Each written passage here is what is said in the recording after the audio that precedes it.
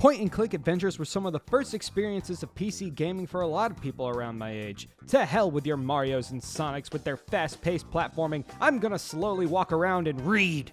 In all seriousness, point-and-clicks gave gamers the opportunity to explore a deep narrative setting, test their abilities to seek important items and learn the lore of the land, strategize in intense turn-based battles, build characters with specific strengths and weaknesses, and try their hand with Lady Luck.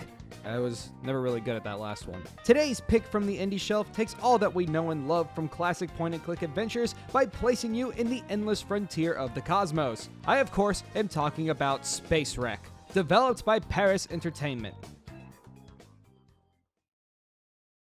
As recently mentioned, Space Wreck is a sci-fi point-and-click adventure. You play as a ship captain, fresh out of the academy. During your first voyage, you encounter an unruly group of asteroid pirates, leading to your ship getting hit by an ion torpedo, damaging your fuel chip. You manage to get away, but you still need to repair the damaged fuel chip if you have any intention of returning home. Thankfully, you stumble upon the wrecked space station of Krogus, filled with scavengers and deadly robots, as you hack, smack, and ransack through the wreckage of the abandoned station.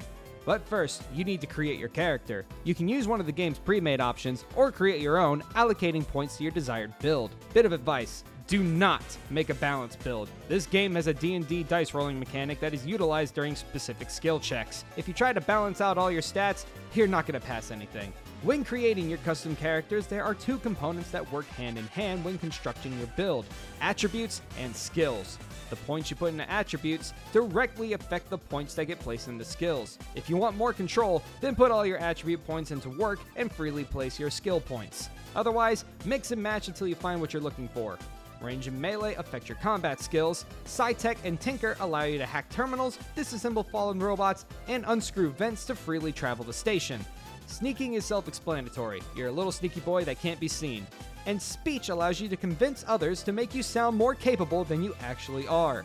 I went with a Sci-Tech Tinker build. Being able to explore where I want, whenever I want, was very satisfying. Not having to rely on finding the correct NPC or keycard to get where I wanted to go allowed me to explore the station and admire all the love and care that went into designing it. Not to mention, most of my problems were solved by hacking a nearby terminal and clicking the button that said, "Set security bots to self-destruct." The only catch was that I was durable as a piece of bread, and nobody really liked me that much. And I had to scavenge for tools, such as screwdrivers, plasma cutters, and scrap metal to continue my free-roaming shenanigans. You can level up by progressing the plot and passing skill checks, rewarding you with more points to enhance your current build or bleed into hybrid territory. Piggybacking off of what I said before, having the ability to explore where I wanted without too many holdups allowed me to admire the design of Krogus. The pixel art is exceptional, and every door you open reveals a room that tells a story. From massive holes in the wall, thematically decorated interiors, to lifeless bodies floating next to a pack of rogue security bots, every area is beautifully made to offer advantages and disadvantages to your character's build. The few NPCs I was able to talk to had pretty diverse writing, with each having their own personality. You can get to know one even better by doing a personality check to get a glimpse of their true intentions. Some of them even have voice acting. Keep away from the door, and we'll have no problems. Then there's the combat, and I'm pretty on the fence about it. The combat system is easy to understand. It's a turn-based tile system giving your character a certain amount of space you can move and a certain number of actions to throw out attacks. You can get pretty creative with it. My favorite thing to do is to just shove people into the endless void. But the damage scaling is beyond unfair. Most combat encounters feel stacked against you, especially when you just randomly walk in on enemies. The game even acknowledges that combat is difficult by showing you a message right when you start the game.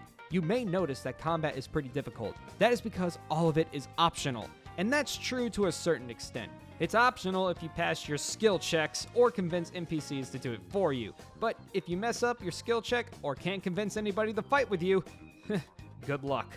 The game even has a pretty decent arsenal of weapons and armor, so I don't understand why they're so adamant on making it feel so unbalanced towards you. It's an RPG. If I want to play punchies, then let me play punchies. Aside from that one criticism, I enjoyed my time with Space Wreck. The character creator is by far the game's greatest strength, offering great experimentation and replayability. Krogus is fun to explore with beautiful pixel art and environmental storytelling, and the NPCs are pretty fun to interact with and learn about. The only problem is the combat, which could change with future updates, but we'll just have to wait and see. but I would recommend Space Wreck to anyone wanting a fun sci-fi adventure with a focus on exploration and strategy. Thank you so much for watching, and I will see you in the next video. Bye! Hello, and thank you so much for watching all the way through. That really means a lot to me. So this was Space Wreck, a cute little indie game I found, and yeah, I really enjoyed it. It was a nice slower paced game. I got to just kind of relax, play, and just do my own thing with it. Took a lot of experimentation to get it down, but I figured it out for the most part. But yeah, sorry for just kind of disappearing there for a month. I moved, I went on vacation, I had to unpack, and then I got incredibly sick to the point where I couldn't speak, and it just kind of put a halt on video production while trying to get settled and not being able to do half of the main process, which is speaking. But I'm back in action. I have some pretty good plans for the rest of the year. I got another indie shelf in the works.